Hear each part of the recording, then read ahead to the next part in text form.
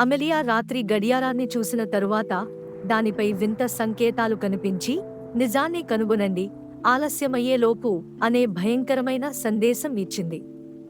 అది సాధారణ గడియారం కాదని ఆమెకు అనిపించసాగింది.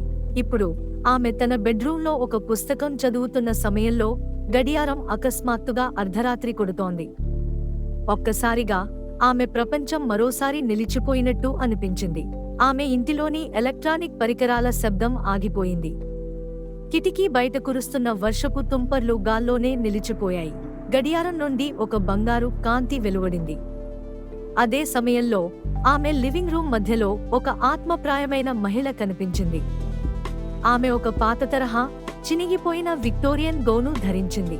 ఆమె పెదాలు కదులుతున్నాయి, కానీ శబ్దం రాలేదు. ఏదో చెప్పాలని ప్రయత్నిస్తున్నట్టుంది.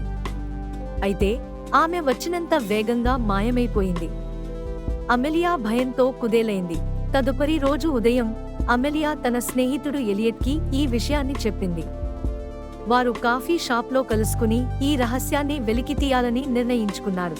ఆ సాయంత్రం అమెలియా అపార్ట్మెంట్లో గడియారాన్ని పరిశీలిస్తున్న సమయంలో ఎలియట్ ఒక రహస్య భాగాన్ని కనుగొన్నాడు. అందులో ఒక పాత, మడిచిన ఉత్తరం దొరికింది. అది అమెలియాకు చెందిన ఒక పూర్వీకురాలు లీలా కార్టర్ పేరు మీద రాసి ఉంది. ఆ ఉత్తరంలోని భయంకరమైన సందేశం, శాపం నిజమే.